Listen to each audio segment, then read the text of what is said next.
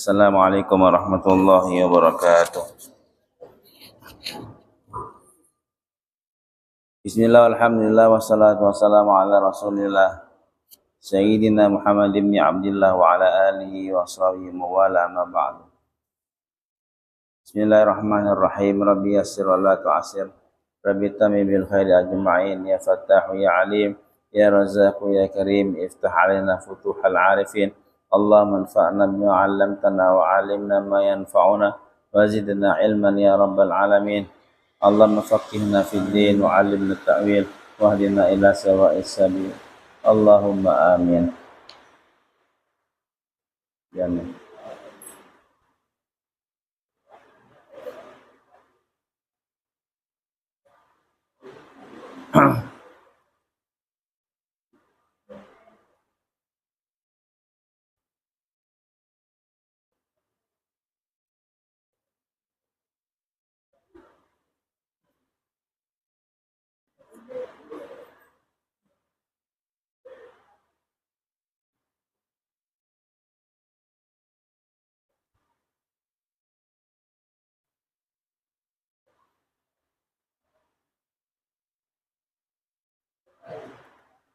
Kurang jelas.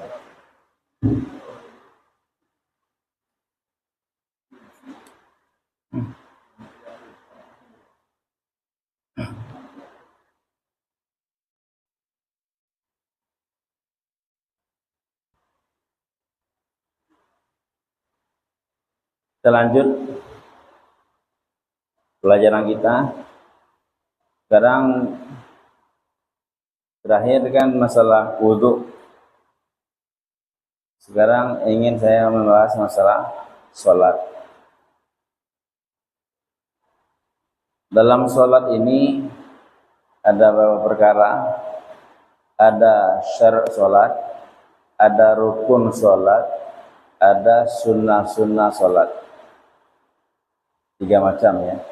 Ada syarat sholat, ada rukun sholat, ada sunnah-sunnah sholat. Sunnah-sunnah sholat ini terbagi 2 lagi. Ada sunnah ab'ad, ada sunnah hayat. Nah, sekarang kita membahas masalah syarat-syarat sholat. Apa itu pengertian syarat? Apa pengertian syarat? Syarat itu adalah sesuatu yang harus ada. Sesuatu yang harus ada. Kalau dia tidak ada, maka tidak sah. Syarat sholat, sesuatu yang harus ada dalam sholat. Kalau dia nggak ada, maka sholat nggak sah. Itu ya. Sesuatu yang harus ada. Kalau dia tidak ada, maka tidak sah.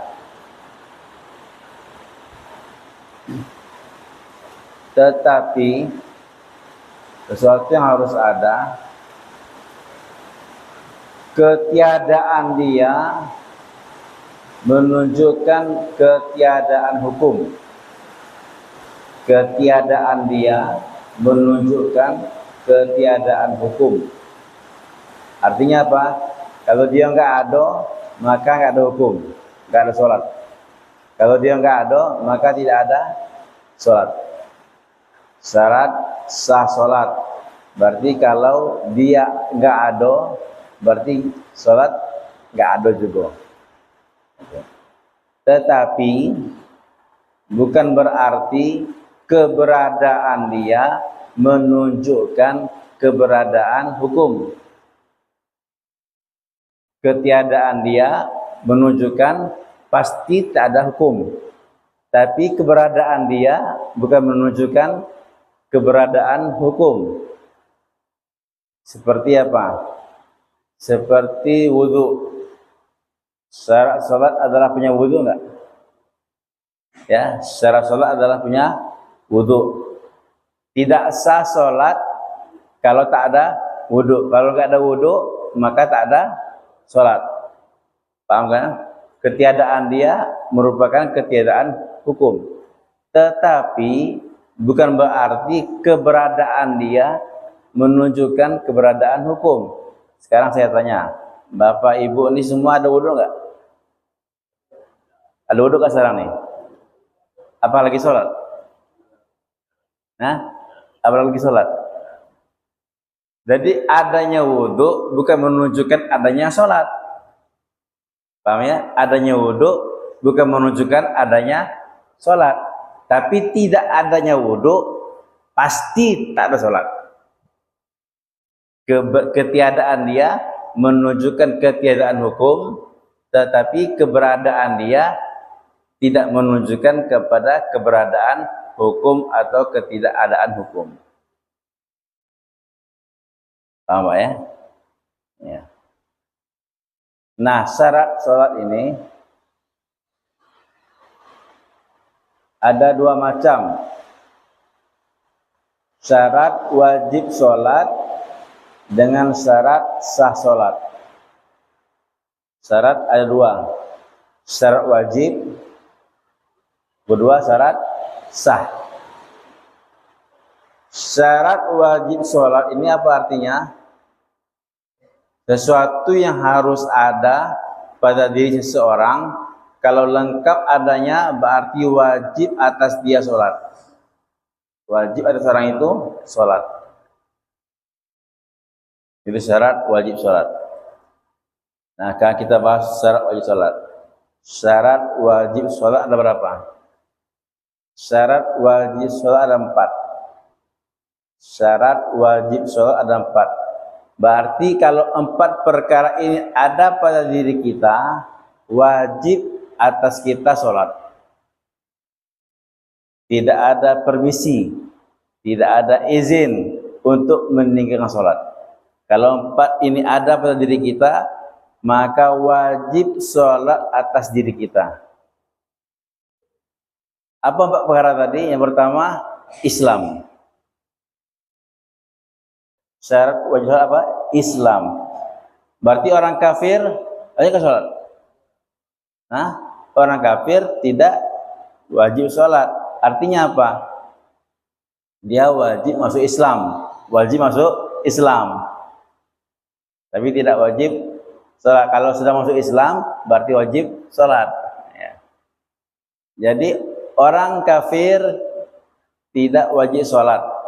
Hanya wajib sholat orang Islam saja. Yang pertama, Islam. Yang kedua, baligh. Orang yang sudah baligh. Laki-laki perempuan sudah baligh, maka wajib sholat. Anak-anak kecil yang belum baligh, baik laki-laki perempuan, tidak wajib untuk sholat. Ya, orang yang sudah baligh, kita nih, yang usak semua nih, wajib sholat. Tidak ada permisi. Ya.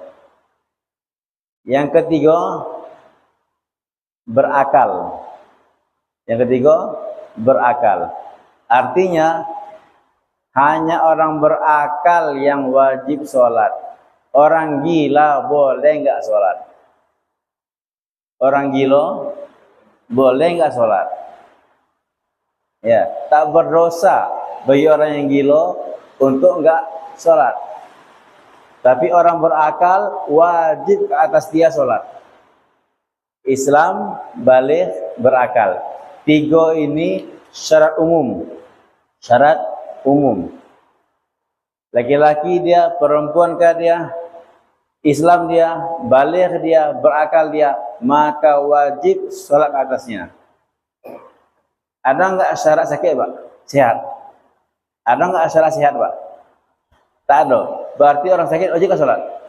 Orang sakit pun wajib sholat.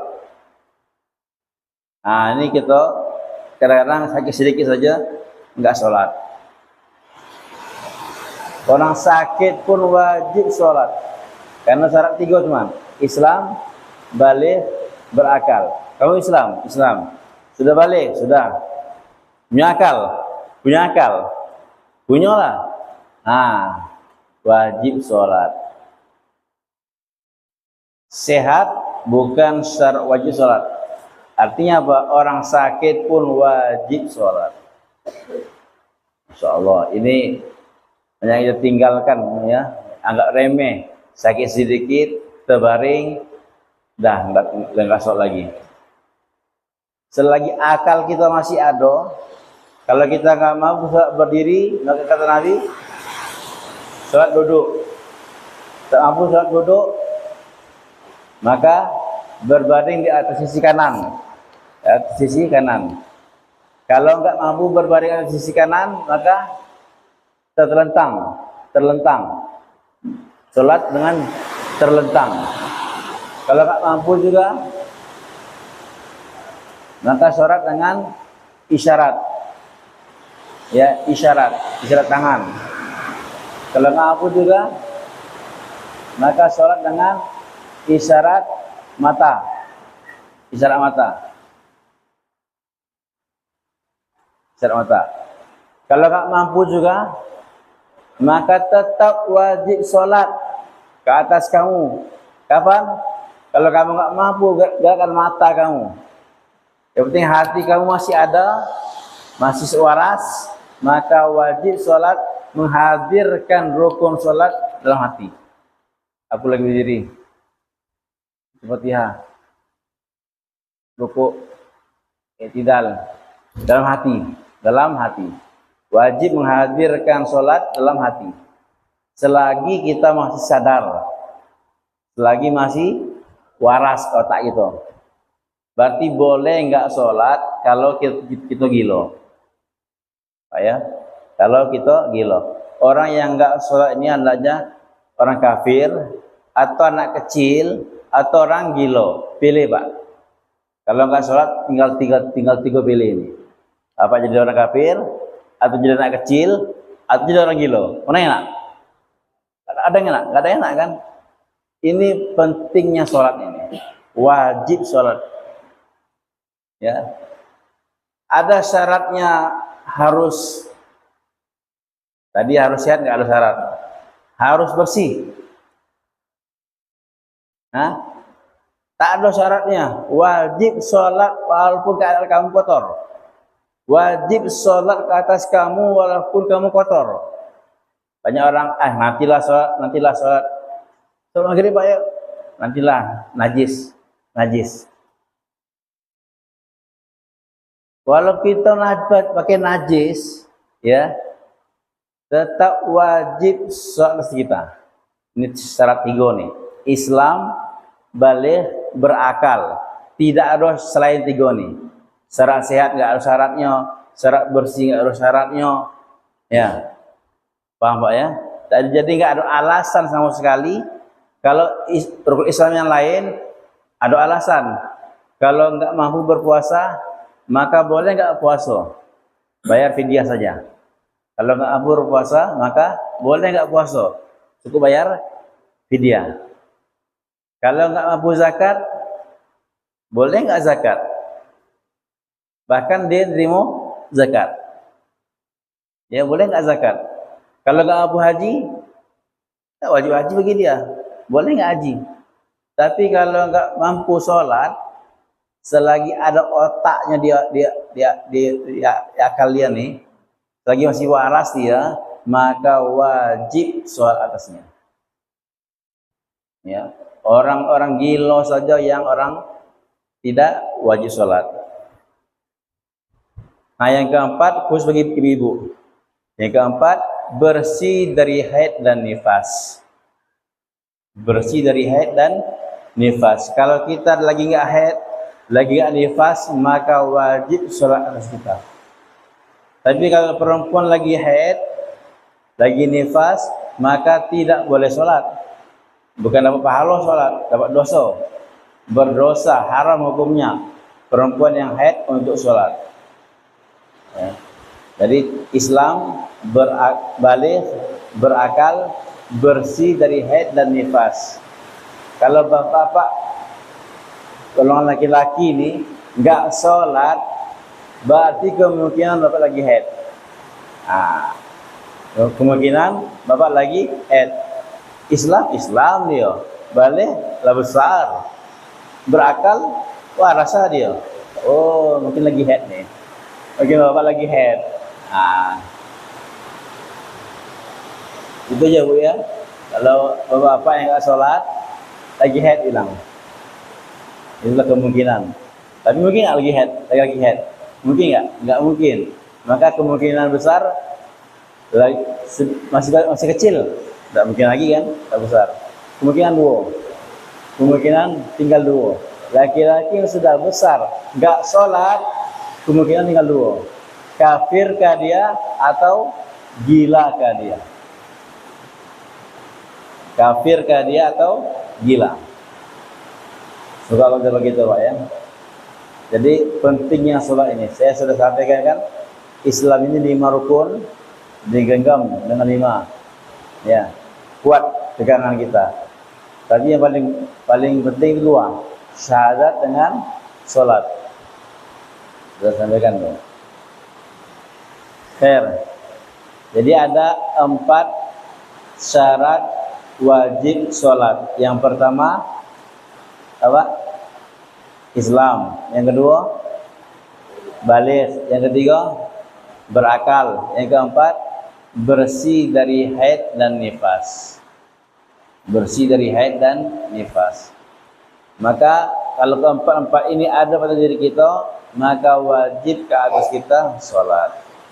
Apapun keadaannya, walaupun sakit, sholat. Walaupun kotor, sholat. Walaupun tak tahu kiblat, sholat. Apapun keadaannya, ya. Di udara, sholat. Di laut, sholat. Di darat, sholat. Masya Allah. Apapun keadaan, kalau 4 syarat ini ada pada diri kita, maka wajib kita sholat. Itu syarat wajib sholat. Yang kedua,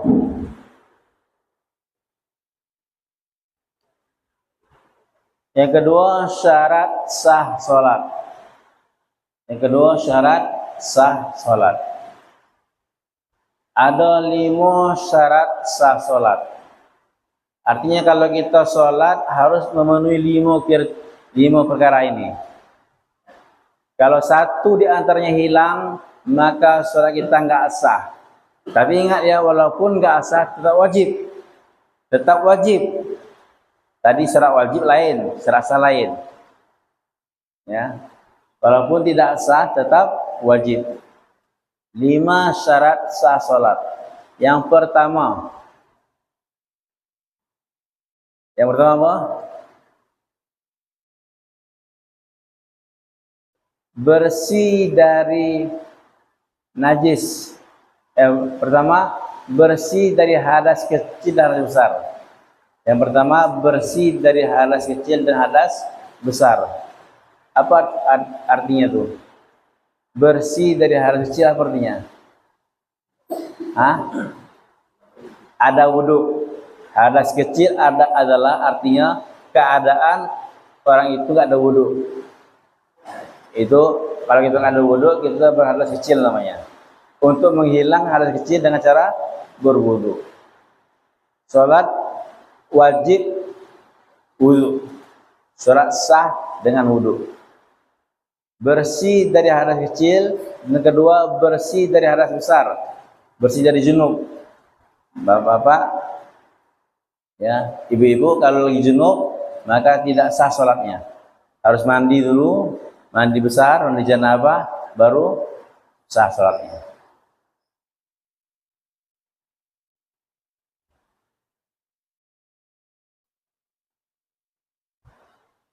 Jangan kita jangan kita beranggapan kalau tua-tua ini masih mending lah ya. Masih muda-muda. Kami dulu masih bujang-bujangan, ya, masih beranggapan sholat nggak apa-apa nggak ada wudhu. Sholat nggak apa nggak ada wudhu. Sholat tarawih itu kadang-kadang nggak ada wudhu. Lah kentut dia, sholat dia. Ya. Sholat sudah kentut tadi barusan. Ini sholat juga masih. Jadi tidak sah sholat kita kalau kita nggak ada wudhu. Bahkan ulama mengatakan haram hukumnya sholat nggak ada wudhu. Ya, Sebagian ulama lagi mengatakan kalau niatnya bermain-main terhadap sholat, maka hukumnya kafir. Maka hukumnya kafir. Ya. Jadi syarat pertama bersih dari hadas kecil dan hadas besar.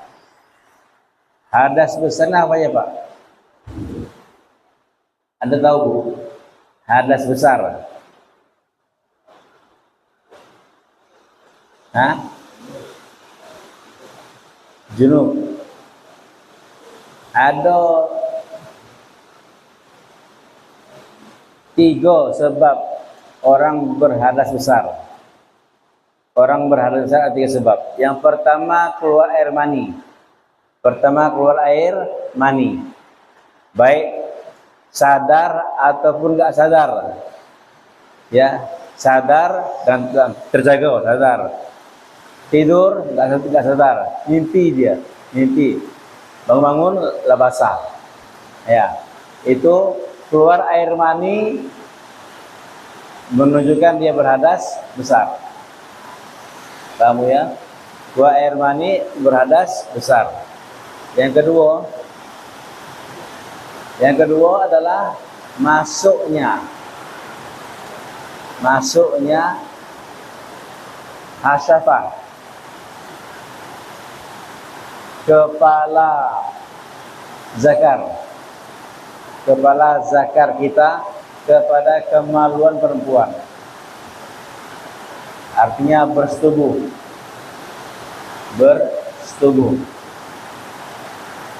Dengan bersetubuh, seseorang dianggap berhadas besar walaupun tidak keluar mani.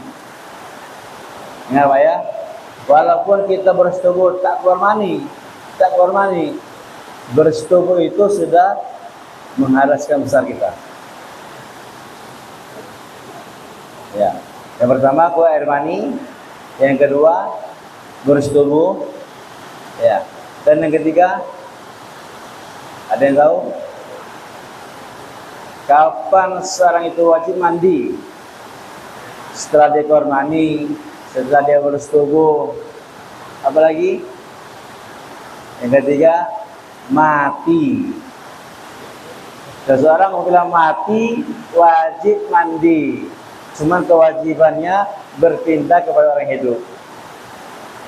3 dia. 3 keadaan seseorang itu keadaan junub.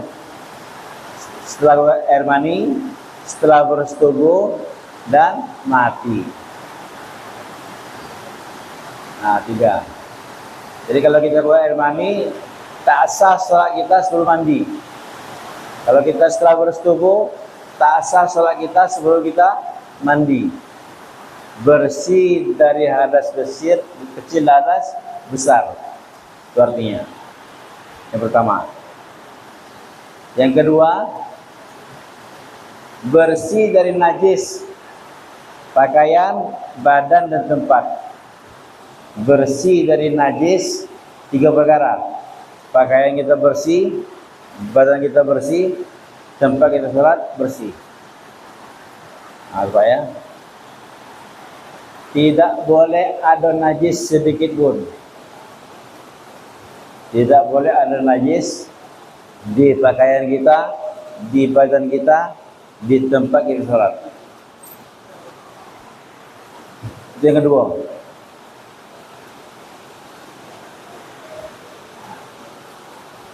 Pakaian di sarung kita, ya, di sarung kita ada darah, maka tidak sah sholat kita.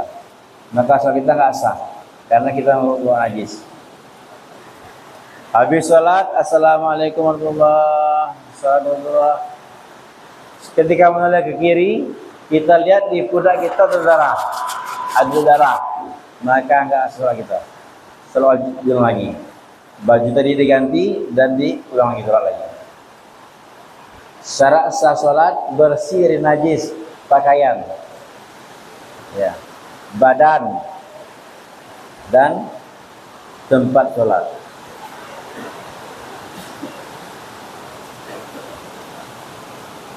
Itu yang syarat. Apa najis? Apa itu najis? Najis itu adalah tidak semua kotoran najis. Tidak semua kotoran najis. Najis itu sedikit gimana? Najis itu sedikit. Najis itu darah. Darah najis. Nanah. Kita punya apa namanya? Jerawat. Kita pecahin. Nanah najis tuh. Darah najis. Nanah najis. Kemudian apa lagi? Apa lagi? Kotoran kita. Buang air kecil kita, kencing kita, dan berak kita. Najis. Kencing dan berak, najis. Semua hewan. Kencing dan kotoran semua hewan najis. Manusia termasuk dalamnya. Pokoknya yang makhluk hidup, manusia dan hewan, kencingnya dan kotorannya adalah najis. Apalagi darah, nanah, kencing, berak, khamar, arak. Arak itu najis, Pak. Arak itu najis. Arak itu haram kita minum, dan kalau tertumpah, terkena baju kita, najis hukumnya. Kalau terkena tangan kita, najis hukumnya. Wajib dicuci. Wajib dicuci. Arak itu hukumnya najis. Kemudian apa lagi? Bangkai. Bangkai. Bangkai hewan. Bangkai hewan. Apa itu bangkai? Apa itu bangkai? Bangkai adalah semua hewan yang tidak disembelih secara syar'i. Semua hewan yang meninggalnya tidak disembelih secara syar'i, itu bangkai namanya. Ada ayam mati gitu aja, maka ayam itu jadi bangkai. Ada kambing mati ditabrak mobil, mati dia, maka kambing itu jadi bangkai. Semua hewan yang matinya tidak disembelih secara syar'i itu disebut bangkai. Semua bangkai adalah najis. Nah, itu ya. Jadi kita pastikan bersih tempat kita dan tubuh kita dan pakaian kita dari semua najis. Itu yang kedua. Yang ketiga,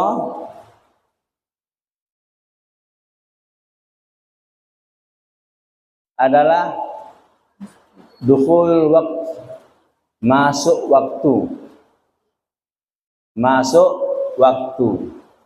Salat kita sah salat kalau dalam waktunya. Salat subuh masuk jam 5. Seseorang kerajinan, jam 4 dia salat subuh. Jam 4 sudah salat subuh. Sah salatnya? Enggak sah. Tidak sah. Ya. Karena belum masuk waktu. Syarat yang ketiga adalah masuk waktu. Misalnya jam 12.30, jam setengah 1 waktu zuhur. Sedangkan kita mau terbang ke Jakarta jam 12. Jam 12 mau terbang ke Jakarta. Sholat zuhur lah. Sholat zuhur dulu lah. Kita sholat zuhur dimajukan. Jam 12 kurang 10. Sangat enggak sah. Karena belum waktunya. Belum waktu. Syarat sah yang ketiga adalah masuk waktu. Nah, masuk waktu ini di Indonesia dan di dunia ini ditandai dengan azan. Ditandai dengan azan. Maka orang yang azan ini amanah. Orang yang tukang azan harus amanah. Jangan azan sebelum waktu. Jangan azan sebelum waktu. Misalnya maghrib jam 6. Misalnya maghrib jam 6. Dia azan jam 5.55. azan 5 menit sebelum waktunya, maka apa? Berdosa dia. Ya, karena dia enggak amanah. Karena dia enggak amanah. Paham Pak ya? Jadi yang azan ini harus amanah. Azan Allahu Akbar, A itu harus dalam waktu. Allah, Allah. Allah Akbar pertama itu harus dalam waktu. Ustaz, saya azan Ustaz, tapi azan pertama Allah Akbar di luar waktu. Tapi azan terakhir la ilaha illallah sudah dalam waktu. Gimana? Enggak. Dihitung azan tadi sah kalau azan dalam waktu. Azan dalam waktu. Jadi syarat yang ketiga adalah apa? Masuk waktu.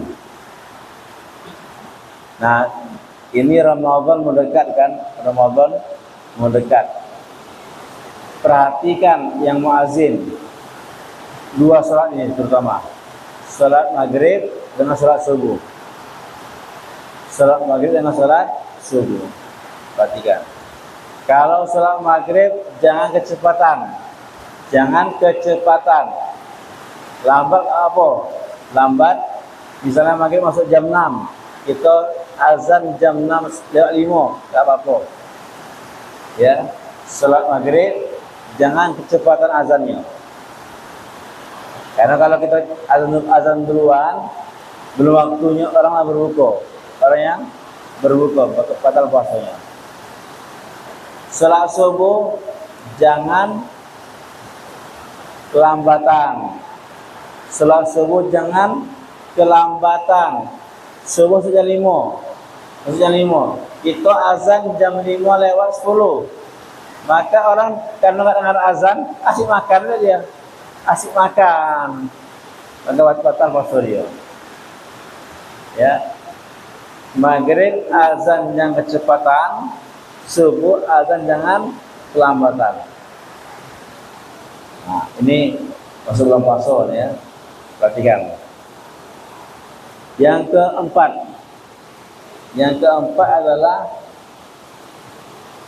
menghadap kiblat. Menghadap kiblat. Kita wajib sholat menghadap kiblat. Wajib sholat menghadap kiblat. Maka masjid-masjid di seluruh dunia satu arah. Ke arah mana? Arah Ka'bah. Ke arah Ka'bah. Itu orang Islam. Wajib sholat menghadap kiblat. Imam Syafi'i mengatakan wajib sholat ke Ainul Ka'bah, menghadap tepat ke Ka'bahnya. Imam Syafi'i mengatakan wajib sholat tepat menghadap Ka'bah. Tidak cukup mengarah, tidak cukup arah Ka'bah, tapi tepat ke Ka'bahnya. Tapi ini fatwa berat untuk orang-orang yang jauh, berat. Maka ulama-ulama mengambil fatwa lain, Hanafi, Maliki, Hambali mengatakan untuk sholat ini cukup mengarah kepada Ka'bah, jihatul Ka'bah, arah Ka'bah tepat. Ya cukup arah Ka'bahnya tepat. Walaupun tak tepat yang di Ka'bahnya, agak melenceng sedikit, dalam salating arahnya sudah tepat. Nah, di kebiasaan kita kan, bukan kebiasaan. Dulu kita Indonesia nih mengukur kiblat kurang alatnya, sehingga masjid-masjid banyak berubah kiblat kan. Sekarang sudah canggih alat-alatnya. Ketika diukur, oh masjid kita salah, masjid kita nih salah kiblatnya, bukan ngadap Ka'bah, ngadap ke Ethiopia. Jauh nih lencengnya, ya itu bukan arah lagi, bukan, sudah jauh betul lencengnya. Maka masjid-masjid yang tidak tepat ke arah Ka'bah atau ke arah Ka'bah, tidak arah Ka'bah, menghadap ke Ethiopia, menghadap ke Somalia, menghadap ke mana-mana dia menghadapnya, maka dirubah. Karena kan sudah ada alat canggih sekarang nih. MUI datang, Depak datang mengukur. Nah, ini salah nih kibat-kibatnya Pak. Maka masjid-masjid yang sudah ditegur oleh pemerintah, ya sudah ada orang-orang yang mengukurnya, maka salah, maka legowo gitu Pak ya. Pengurus masjid harus legowo, ya rubah kiblatnya, sejadahnya dirubah. Kenapa? Karena syarat sah salat adalah menghadap kiblat. Hanya 2 salat yang kita tidak harus menghadap kiblat.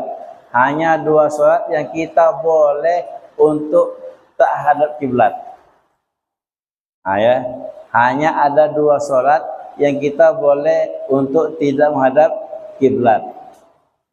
Apa itu? Pertama, salat sunnah. Salat sunnah kita boleh menghadap kemanapun.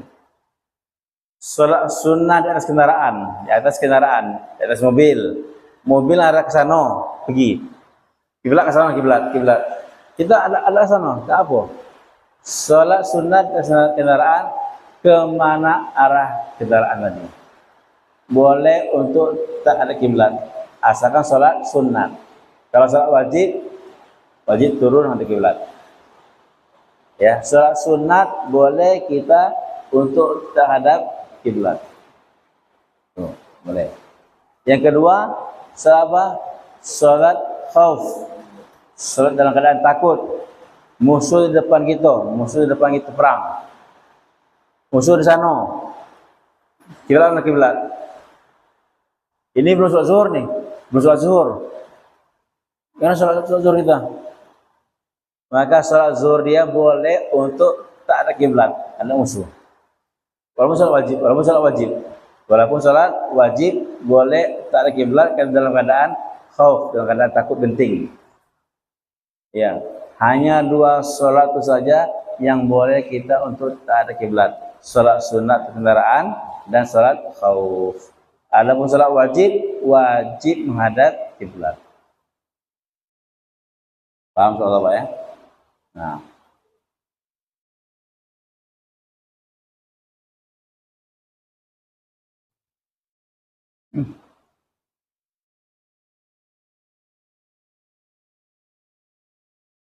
Ada anekdot bukan strategi fikih.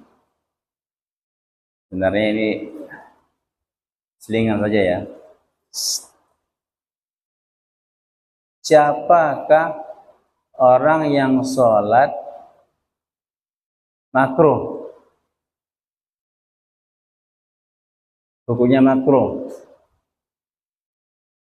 Mana Pak? Yaitu orang yang sholat di atas Ka'bah. Ka'bah di atasnya. Di atas Ka'bah nian. Dan tidak ada kayu yang tegak di depannya. Ya. Di depan terbuka gitu aja. Maka dia tidak ada Ka'bah. Dia tidak ada Ka'bah. Salat ke sana ada mana? Sana ada mana? Dia di atas Ka'bah. Dia di atas Ka'bah langsung. Nah, itu ya. Itu salat yang kata ulama makruh hukumnya.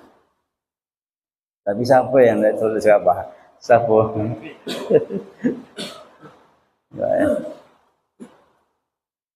Nah, kalau kita tahu arah kiblat, maka wajib menghadap kiblat. Kalau tidak tahu arah kiblat, bagaimana?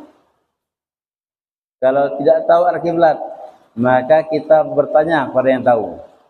Kalau ada yang tahu, tak ada sesuatu pun yang tahu arah kiblat, bagaimana? Beristihad, kita pikirkan matahari, pikirkan. Kalau nggak ada tahu cara istihad, maka kira-kira. Nah, sana kiblat. Tetapi kalau kira-kira tadi setelah sholat, salam, ada orang datang, salah kiblat yang katanya. kiblat ke sana, bukan ke sana, bukan ke sana, maka wajib diulang lagi. Wajib diulang lagi. Itu saking pentingnya menghadap kiblat. Yang keempat adalah kiblat. Yang kelima adalah menutup aurat. 5 syaratnya. 5 syarat sah solat. Bersih dari hadas kecil dan besar, bersih dari najis, pakaian, badan dan tempat, masuk waktu, menghadap kiblat, dan yang kelima menutup aurat. Aurat laki-laki apa Pak? Dari pusat sampai ke lutut itu saja auratnya. Aurat yang wajib ditutup dari pusat sampai ke lutut. Aurat laki-laki ini enak. Apa artinya? Di mana pun, depan siapapun sama auratnya.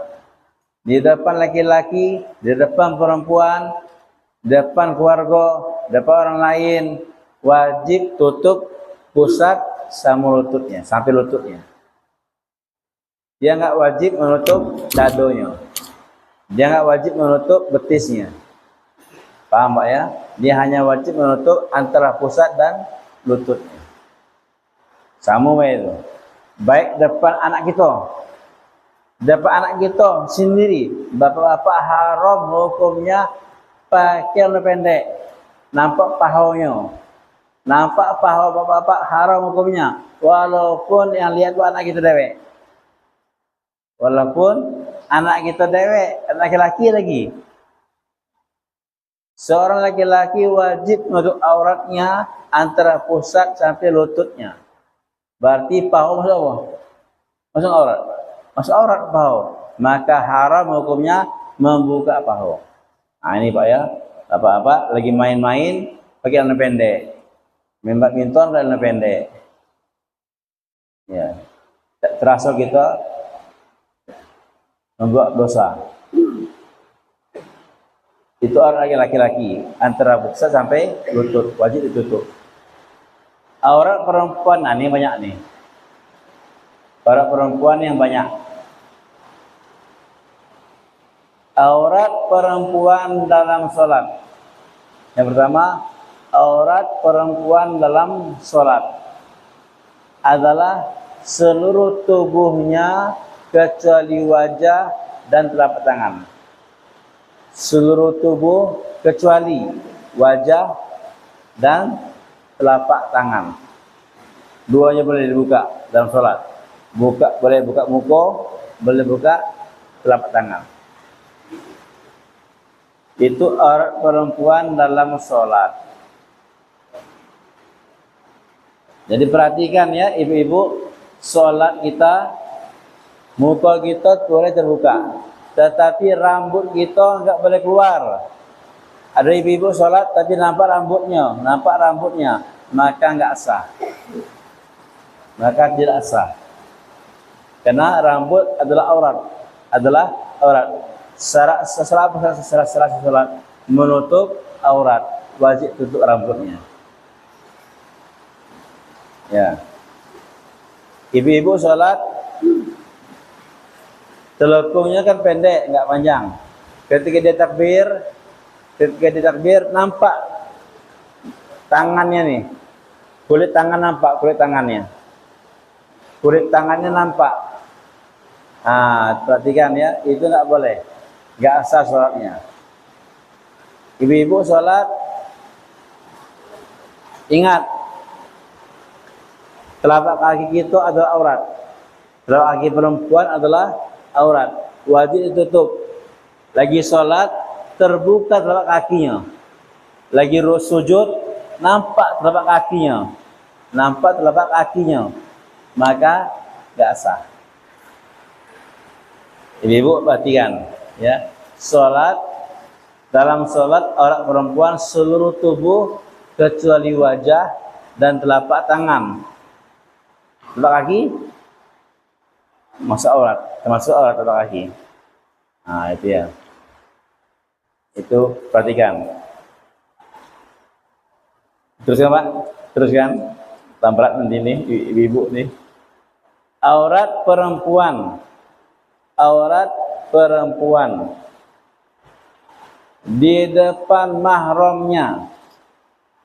Aurat perempuan di depan bapaknya, depan anaknya, di depan saudara laki-lakinya. Aurat perempuan di depan mahramnya adalah antara pusat dan lutut. Antara pusat dan lutut saja. Apa artinya? Ibu-ibu kalau nampak ada dadonya sama mahramnya enggak apa. Nampak betisnya sama mahramnya enggak apa.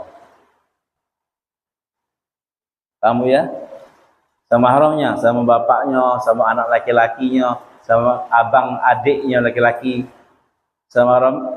Aurat perempuan adalah antara pusat dan lutut.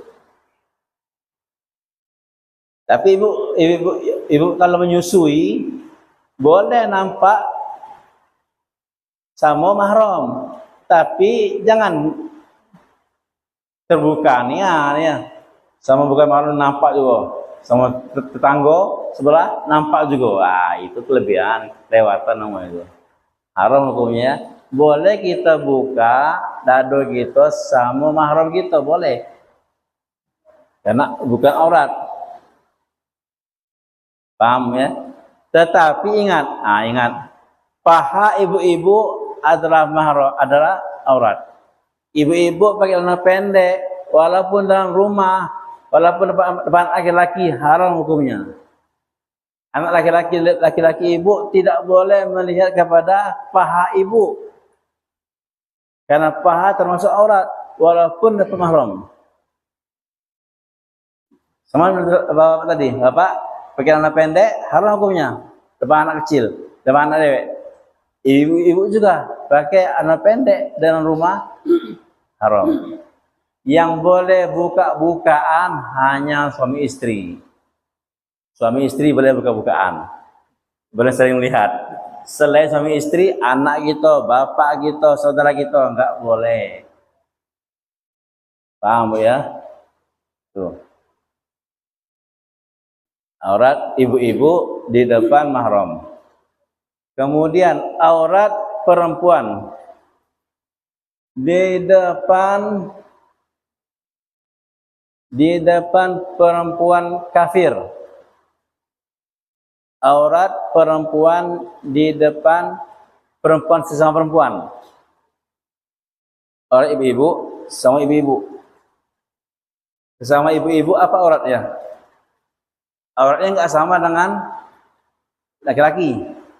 Aurat ibu-ibu sama ibu-ibu adalah dia boleh menampakkan yang diperlukan dalam khidmat.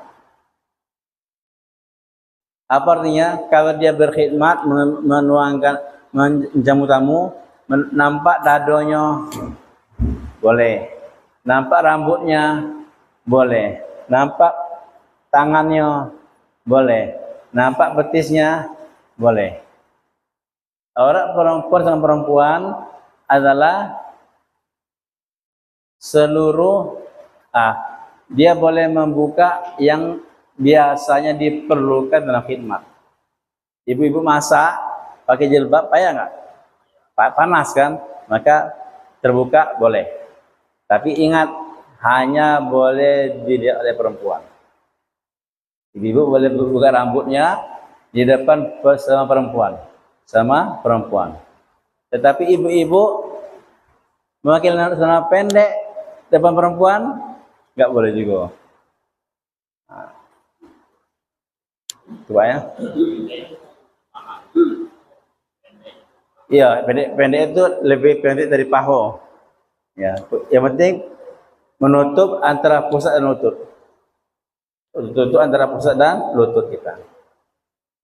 Yang keempat, aurat perempuan di depan laki-laki ajnabi. Aurat perempuan di depan laki-laki yang bukan mahram. Ibu-ibu, depan bapak ini yang bukan mahram. Apa auratnya? Apa auratnya? Menurut pendapat yang lebih kuat dalam Imam Syafi'i, mu'tamad yang lebih dipilih dalam madhab Imam Syafi'i adalah aurat perempuan di depan laki-laki asing, depan laki ajnabi adalah seluruh tubuhnya, termasuk wajah dan telapak tangan. Maka perempuan pakai cadar, wajib pakai cadar menutup wajahnya. Boleh terbuka mata saja, mata saja. Itu menurut pendapat yang lebih dipilih. Ada satu pendapat yang mengatakan aurat perempuan di depan laki-laki yang bukan mahram adalah sama seperti aurat perempuan dalam sholat, yaitu boleh membuka wajah dan telapak tangan. Itu pendapat yang kedua. Tapi pendapat yang lebih kuat adalah seluruh wajah, seluruh tubuhnya, termasuk wajah dan telapak tangan. Nah, ini agak berat ya, saya sampaikan nih ilmu. Karena di Indonesia bermadzhab Syafi'i. Mazhab Syafi'i ini perlu disampaikan bahwa yang pendapat yang lebih dipilih dalam mazhab Syafi'i, aurat perempuan di depan laki-laki yang bukan muhrimiyah adalah seluruh tubuhnya. Insyaallah. Itu ya, ada 5. Jadi ada 5 syarat sah salat. Pertama, bersih dari hadas kecil atau besar. Yang kedua, bersih dari najis, pakaian, badan dan tempat. Yang ketiga, masuk waktu. Yang keempat, menghadap kiblat, dan yang kelima, menutup aurat. Ada 5 saja syarat sah salat. Kalau 5 ini kita tunaikan, maka salat kita sah. Ada pertanyaan sini, Pak? Ya. Mengenai perkara tadi syarat sah salat, masuk waktu, Ustaz. Nanti kita kan Ramadan. Nah, ketika kita mau siap-siap berbuka, kita biasa di masjid ini kan patokannya ada dengerin radio dari RRI ini, ada jam digital. Kemudian anggaplah pemberitahuan dari radio biasa itu tahlilnya dulu, gitu kan? Tapi jam digital kita belum. Apa yang harus kita lakukan? Berpatokan dengan jam digital yang sudah disetting masuk waktu, atau radio tadi yang sudah di setel masuk azan. Kemudian kedua, Ustaz, perkara najis. Ketika kita masih menunggu, kemudian kaki kita terpijak kotoran, apakah kita cukup membasuh kaki kita atau mengulang wudhu? Kemudian yang ketiga, Ustaz, perkara alkohol tadi, Ustaz, dengan parfum. Ada parfum ini ada yang mungkin ada kadar alkohol meskipun 0, sekian persen. Bagaimana kita dengan parfum yang mungkin ada kandungan alkoholnya? Pertama, masalah sholat ya. Beda antara radio dengan jam digital. Mana kita pilih? Radio tadi kalau radio RI berarti Jakarta. Berarti kalau radio Jambi berarti tepat dengan Jambi atau Jambi kan. Maka kita pilih radio. Pilih radio. Karena itu umum. Karena digital ini tangan kita yang ngaturnya. Pilih yang umum. Ya, kalau seandainya digital sudah masuk, tapi di radio belum azan, maka jangan berbuka.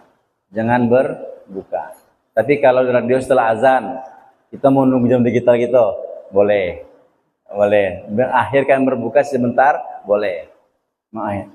Yang nggak boleh memajukan berbuka. Yang nggak boleh memajukan berbuka, nggak boleh. Mengakhirkan, boleh. Banyak.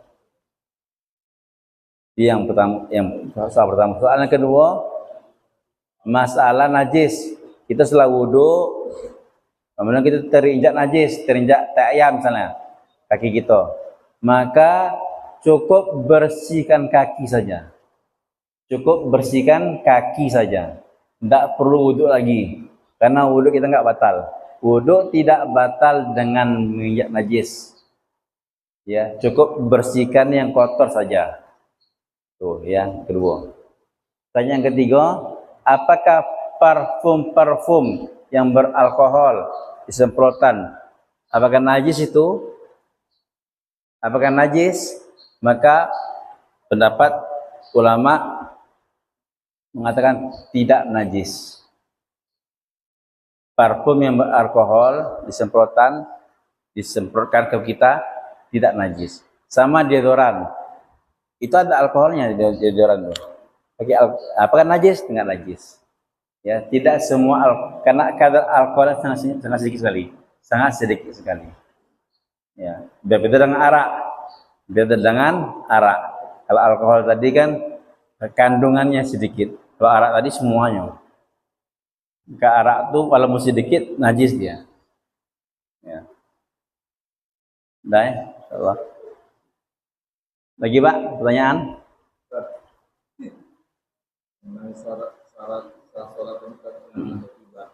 Ya. Jadi kalau kita di pesawat berjam-jam ini kan di waktu sholat kan itu tidak mau kiblat tuh Ustaz, kalau wajibnya.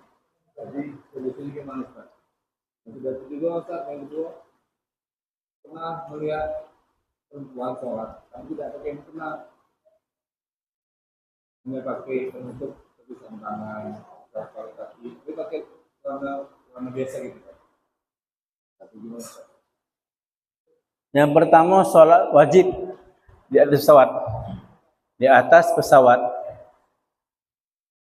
Kalau seandainya kita semua syarat-syarat kita tunaikan, ada kiblat, ada wudhu, ya, maka tidak perlu ulang lagi, tak perlu ulang lagi. Tapi kalau seandainya di atas pesawat susah ngadap kiblat, susah ngadap kiblat, ya, ataupun syarat-syarat lainnya nggak terpenuhi, maka kita sholat wajib di atas pesawat adaan, sholat pada waktunya di atas pesawat, dan nanti ketika turun mendarat wajib qadha lagi, wajib qadha lagi. Jadi 2 kali sholat, adaannya wajib, qadhaannya pun wajib.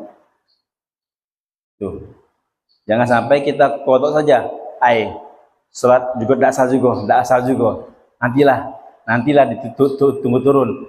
Kita tidak sholat di atas pesawat. Pada waktunya kita nggak sholat, nggak boleh. Pada waktunya kita wajib sholat. Apapun keadaan kita, kita nggak ada wudhu nggak boleh di pesawat. Walaupun tak ada wudhu, ada kiblat, tak boleh ada kiblat. Walaupun tak ada kiblat. Kalau najis najis, kena kencing, walaupun najis. Apapun keadaan seseorang itu, kalau masuk waktu sholat, wajib ada sholat. Tapi nanti setelah turun, setelah kemungkinan bisa mengganti pakaian, maka wajib dia mengqadha sholatnya lagi. Coba ya, caranya. Yang kedua, perempuan sholat. Bagi perempuan ini wajib menutup aurat saja, tidak wajib memakai mukena. Kalau seorang perempuan pakai jilbab, pakai baju, pakai celana, pakai kaos kaki, kira-kira tutup aurat Pak? Tutup kan? Sah sholatnya. Wajibnya menutup aurat, tidak wajib memakai mukena, pakai kaos kaki tidak wajib. Kalau seandainya perempuan sarungnya panjang, ya, menutup kakinya, maka dia boleh sholat tanpa harus pakai kaos kaki, karena kakinya tertutup dengan sarungnya. Ya, intinya menutup aurat itu aja. Jadi kalau dalam perjalanan kita sering lihat kan, perempuan sholat pakai celana panjang ya, jilbab saja, pakai mukena, nggak apa-apa. Yang penting untuk aurat dia. Ada lagi Pak? Ya.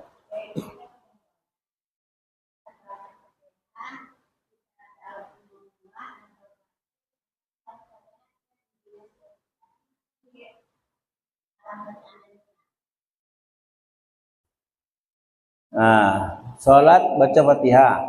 Di tengah-tengah batuk kita, ya bersih kita. Sambung tinggal nyambung misalnya ihdinas siratal mustaqim. Batuk kita. Atau setelah batuk tadi nyambung lagi siratal ladzina an'amta 'alaihim. Tinggal nyambung. Tak perlu diulang dari awal lagi. Ya.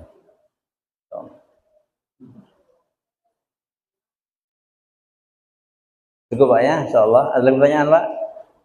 Nah. Itu sebenarnya masuk itu untuk pertanyaan tadi masuk rukun sholat, masuk rukun sholat akan datang insyaallah akan datang. Bersih tempat sholat. Kalau misalnya itu kotorannya itu bukan di tempat Yang bersih tempat sholat maksudnya apa? Tempat yang kena dengan kita ketika kita sujud dan duduk. Misalnya tempat ya. Misalnya ini. Ini najis salah, najis. Najis. Kita sholat di atas nih. Ya, kita sujud. Duduk. Kena nggak nih? Tidak kena kan? Tidak apa? Walaupun najis depan kita. Iya. Artinya tempat tadi yang kena dengan tubuh kita. Tempat tadi yang kena ketika kita sujud dan ketika kita duduk. Tempat bersih dari najis yang kena ketika kita sujud dan ketika kita duduk. Artinya apa kalau kita sholat atas sejadah? Sholat atas sejadah. Kalau ayam semua, ayam penuh. Ayam penuh. Terus kita sholat atas sejadah. Di bawah sejadah itu ayam. Di bawah sejadah itu ayam. Kita sholat atas sejadah. Sah nggak sholat kita? Sah nggak sholat kita? Sah. Sah sholat kita karena kita tak langsung menyentuh najis. Kecuali kalau tak ayam basah.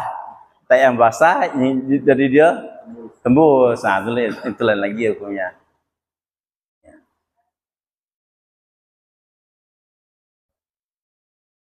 Cukup ya, insyaallah. Ini banyak pertanyaan sebenarnya, Pak. Nah, tapi nanti masalah rukun-rukun sholat kita baru sholat kan, belum rukun-rukun sholat lagi. Nah, ini banyak rukun-rukun sholat banyak lagi. Semoga Allah berikan keberkahan ramadan kita ini. Allah Subhanahu wa taala berikan ilmu bermanfaat pada kita sehingga dapat kita amalkan. Ala hadhihi niyah wa ala kulli sunnah al-Fatihah. A'udzubillahi minasyaitonir rajim. Bismillahirrahmanirrahim.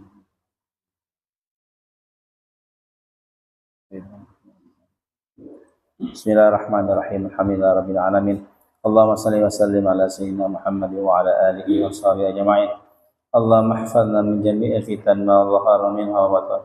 Allahumma ihfazna baina aydina min khalfina wa an aymanina wa an shama'ilina wa min fawqina min tahti arjulina.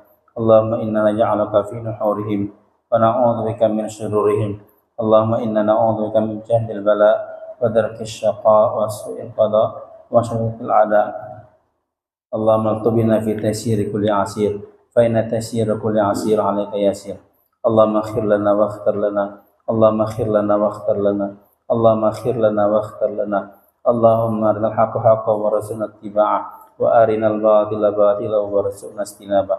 Allahumma astur awratina wa amir rawatina. Allahumma inna nas'aluka al-'afwa wal 'afiyah wal mu'afata ad-da'imah fid din wad dunya wal akhirah. Tawaffana muslimin wa alhiqna bis salihin. Tawaffana wa anta radin anna ghayra qadban. Tawaffana ghayra muhsin rahmatika ya arhamar rahimin. Wa sallallahu ala sayyidina Muhammadin wa ala alihi wa sahbihi wa sallam. Alhamdulillahi rabbil alamin. Subhanallah bihamdihi subhanallah bihamdika asyhadu an la ilaha illa anta astaghfiruka wa atubu ilaik.